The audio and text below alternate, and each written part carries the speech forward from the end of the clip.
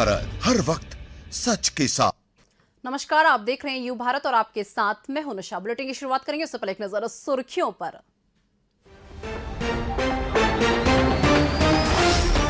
उपचुनाव में बीजेपी रखेगी हर बूथ पर कड़ी नजर, कांग्रेस की भी निगरानी करने की रणनीति।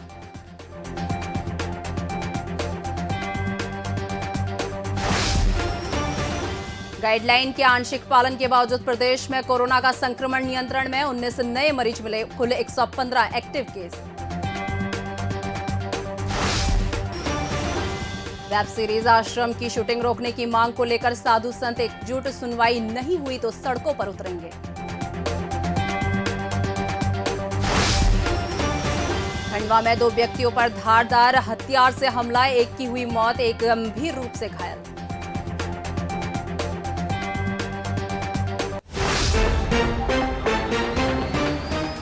अब खबरें विस्तार से।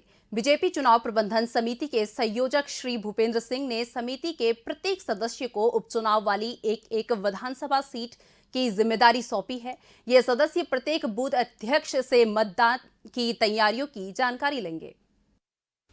सिंह ने कहा, बीजेपी कांग्रेस प्रत्याशियों पर कड़ी नजर रखेगी ताकि वे मतदाताओं को शराब और पैसा न बांट सके। उन्होंने कहा कि पार्टी की लीगल टीम एक मिनट की जानकारी लेकर किसी भी तरह की गड़बड़ी मिलने पर इसकी शिकायत निर्वाचन आयोग से करेगी।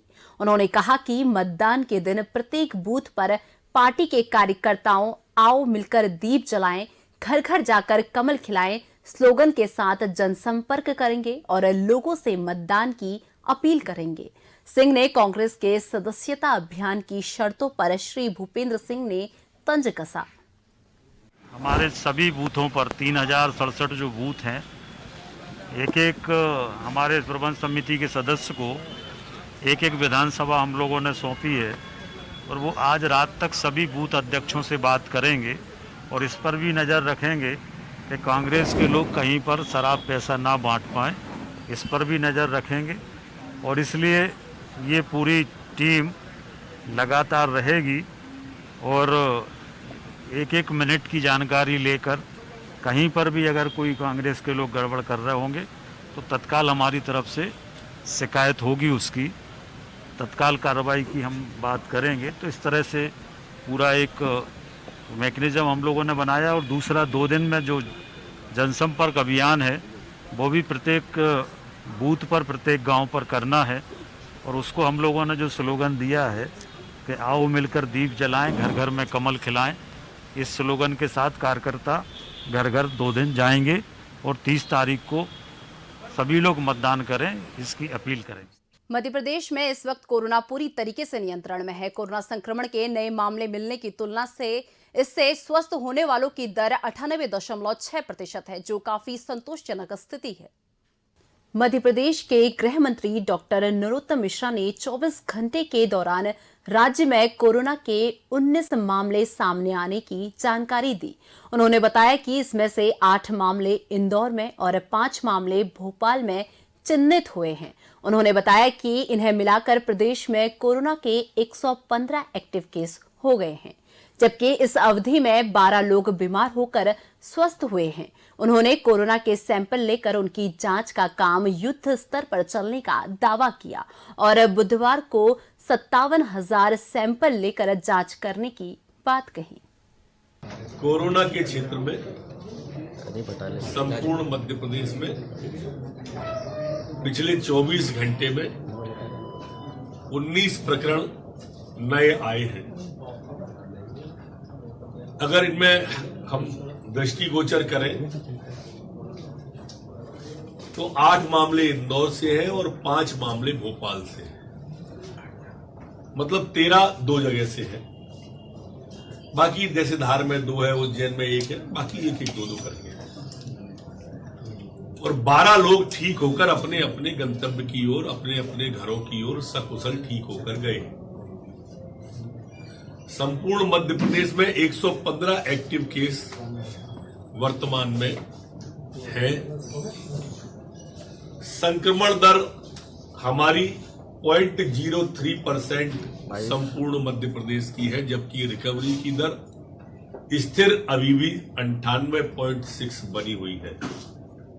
संपूर्ण मध्य प्रदेश में कल हमने कोरोना के सैंपल 57,872 प्रदेश के अंदर लिए। कांग्रेस का प्राथमिक सदस्य बनने के लिए हाईकमान द्वारा शराब नहीं पीने सहित कई शर्तों को लागू करने का पार्टी के नेताओं ने स्वागत किया। उन्होंने बीजेपी द्वारा इस पर कसे जा रहे तंजों को राजनीतिक खुन्नस बताया और नई शर्तों का कड़ाई से पालन करने को कहा। भोपाल की मध्य विधानसभा सीट से कांग्रेस विधायक आरिफ मसूद ने नई सदस्यता के लिए लागू की गई शर्तों को पार्टी हित में बताया। उन्होंने कहा कि पार्टी का आदर्श महात्मा गांधी रहे हैं और कांग्रेस शासनकाल में महात्मा गांधी के गृह राज्य गुजरात में हुई शराबबंदी इसका उदाहरण है। उन्होंने कहा कि इससे पार्टी को समर्पित सदस्य मिल सकेंगे। उन्होंने 1 नवंबर से शुरू होने वाले सदस्यता अभियान में लक्ष्य से ज्यादा सदस्य बनाने की उम्मीद जताई। ये गांधी की विचारधारा वाली पार्टी है और गांधी की विचारधारा में पहली प्राथमिकता में गांधी ने शराब मुक्त गुजरात कराया था और शराब मुक्त गुजरात तभी से चल रहा है। तो अगर कांग्रेस उसके ऊपर काम करना चाहती है और कांग्रेस अपनी सदस्यता में इस बात पर बल देती है तो मैं समझता हूँ ये एक साहसिक कदम है, इसका तो स्वागत होना चाहिए। बीजेपी को इसलिए तकलीफ है कि उनको शायद इस चीज़ से तो मोहब्बत है। उन्होंने तो कोरोना के दौरान महिलाओं से शराब बिकवा दी, तो जाहिर है कि उनको तो ऑब्जेक्शन होना आवश्यकता है। भोपाल में चल रही वेब सीरीज आश्रम 3 की शूटिंग को रोकने के लिए साधु संत मोर्चा संभाले हुए हैं। बीजेपी सांसद प्रज्ञा सिंह ठाकुर को ज्ञापन सौंपने के बाद उन्होंने मीडिया से चर्चा करके वेब सीरीज को लेकर नाराजगी जताई। अखिल भारतीय संत समिति के महंत राम प्रवेश दास ने फिल्म निर्माताओं को मध्य प्रदेश की पावन भूमि का दुरुपयोग करने और हिंदू संस्कृति का अपमान करने का दोषी ठहराया। उन्होंने आश्रम वेब सीरीज को संत समाज को बदनाम करने वाली बताया। महंत ने कहा, बॉलीवुड में संत समाज सनातन धर्म और हिंदू संस्कृति को नुकसान पहुंचाने का षड्यंत्र चल रहा है। उन्होंने वेब सीरीज का समर्थन करने वाले राजनीतिक दलों को आड़े हाथों लिया।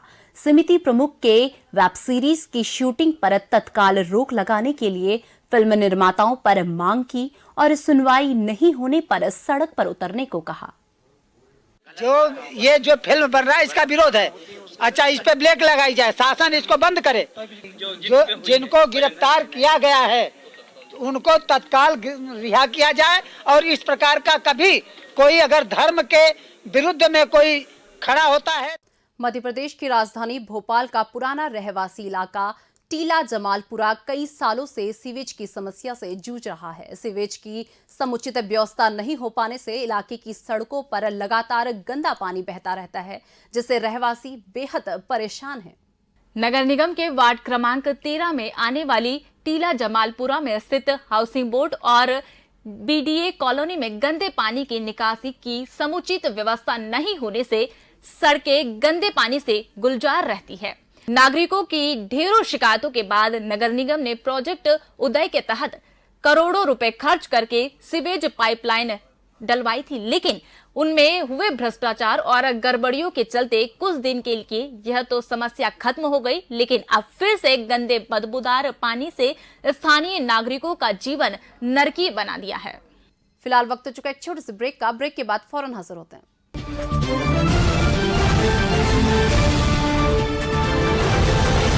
हम हैं यू भारत, हर वक्त सच के साथ, सनसनी नहीं सिर्फ सरोकार, विश्वसनीयता के साथ सटीक खबरें, हर मुद्दे की पड़ताल, हर मुद्दे पर नजर, चप्पे चप्पे की खबर,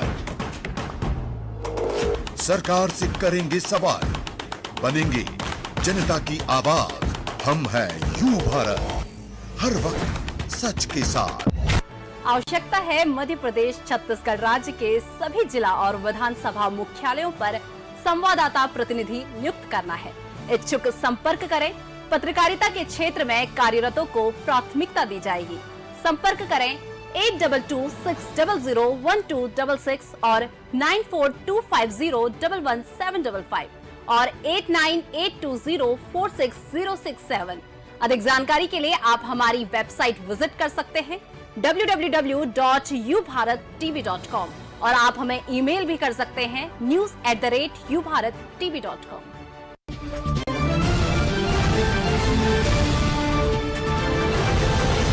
हम हैं यू भारत, हर वक्त सच के साथ। ब्रेक के बाद एक बार फिर से आपका स्वागत है। रुक करते हैं अन्य खबरों का। भोपाल रेल मंडल में मनाए जा रहे सतर्कता जागरूकता सप्ताह में विभाग के कलाकारों और कर्मचारियों ने नुक्कड़ नाटक का मंचन किया। सत्यनिष्ठा से आत्मनिर्भरता विषय पर केंद्रित नुक्कड़ नाटक को खूब सराहा गया। भोपाल रेल मंडल कार्यालय के परिसर में नुक्कड़ नाटक के मंचन देखने के लिए मंडल रेल प्रबंधन सौरभ बंदोपाध्याय और जबलपुर मुख्यालय से आए विजिलेंस विभाग के अधिकारी सहित बड़ी संख्या में रेल कर्मचारी अधिकारी उपस्थित रहे। नाटक में कलाकारों ने सामूहिक प्रयासों द्वारा रेल विभाग को गौरवशाली बनाने का संदेश दिया। उन्होंने देशवासियों को सिद्धांतों पर आधारित सेवा प्रदान करने, ईमानदारी से कर्तव्य पालन करने और भव्य अथवा पक्षपात के बिना काम करने का सुंदर प्रस्तुतिकरण किया। नुक्कड़ नाटक के दौरान अधिकारियों व कर्मचारियों द्वारा कोविड-19 से बचाव संबंधी दिशा निर्देशों का कड़ाई से पालन किया गया। देखिए, पश्चिम मध्य रेल के भोपाल मंडल पर सतर्कता जागरूकता सप्ताह का आयोजन है, एक सप्ताह के लिए। और इस नुक्कड़ नाटक के माध्यम से हम लोगों को अपील करना चाहते हैं, निवेदन करना चाहते हैं, कृपा कर अपना सारा कार्य ईमानदारी से करें, समय से ड्यूटी पर आएं, किसी के काम में बाधा उत्पन्न ना करें, एक दूसरे का सहयोग करें।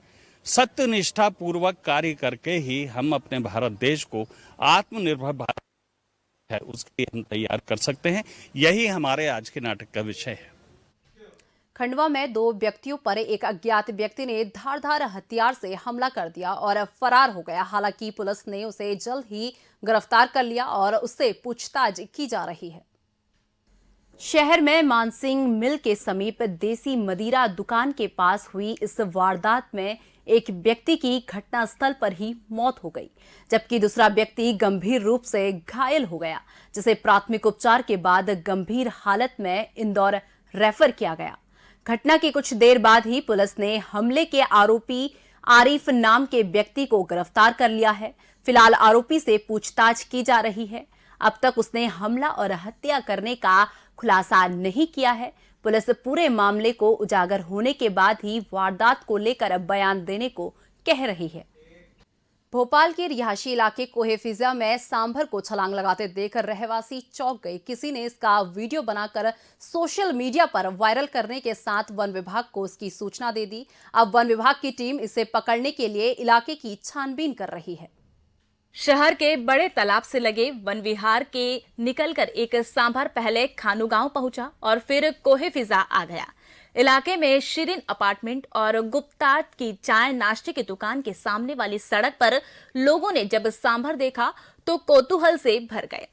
सांभर के कानों पर जीआई टैग लगा देख उसके वन विभाग की आने की बात समझते देर नहीं लगी। इसी बीच किसी ने उसका वीडियो बनाकर सोशल मीडिया पर वायरल कर दिया तो किसी ने वन विभाग को इसकी सूचना दे दी। वन विभाग ने सांभर को वापस लाने टीम भेजी, लेकिन अंधेरा होने के कारण उसे ढूंढा नहीं जा सका। फिलहाल सांभर को तलाशने के लिए वन विभाग का अमला जुट गया है। राजधानी की सूखी सेवनिया इलाके में 10वीं की छात्र के साथ छेड़छाड़ करने का मामला सामने आया है। छेड़छाड़ का आरोप नाबालिग छात्र पर लगा है। पुलिस ने मामला दर्ज कर जांच शुरू कर दी है। पुलिस में की गई शिकायत के मुताबिक आरोपी जन्मदिन की बधाई देने के लिए छात्रा के घर में जबरन घुस गया। छात्रा ने जब इससे बात नहीं की तो उसने अश्लील हरकत करते हुए छात्रा का हाथ पकड़ लिया। छात्रा के शोर मचाने पर आरोपी फरार हो गया। बाद में छात्रा ने परिजनों के साथ पुलिस थाने पहुंचकर इसकी शिकायत की। सूखी सेवनिया इलाके में स्थित एक गांव में रहने वाली 10वीं की कक्षा की छात्रा ने बताया कि दूसरे गांव में रहने वाला नाबालिग पिछले कुछ दिनों से उसके साथ छेड़खानी कर रहा था। आरोपी उसका पीछा करता था और अश्लील अफ्तियां कसता था। पुलिस जल्द ही आरोपी को गिरफ्तार करने को कह रही है। ये जो पीड़िता है उसी के स्कूल के पास में ही आरोपी, वो भी स्टूडेंट है, रहता है और स्कूल से लेकर के घर तक पीछा करना उस समय से चल रहा था। कल घटनाक्रम में पीछा करने के साथ साथ जब फरियादिया का बुरी नीयत से हाथ पकड़ लिया, जिस पर से केस रजिस्टर्ड हुआ है और आरोपी भी इसमें नाबालिग है। आरोपी के विरुद्ध केस रजिस्टर्ड करके उसकी जो आगे की विधि सम्मत कार्रवाई की गई। फिलहाल इस बुलेटिन में बस इतना ही। मुझे दीजिए इजाजत। नमस्कार।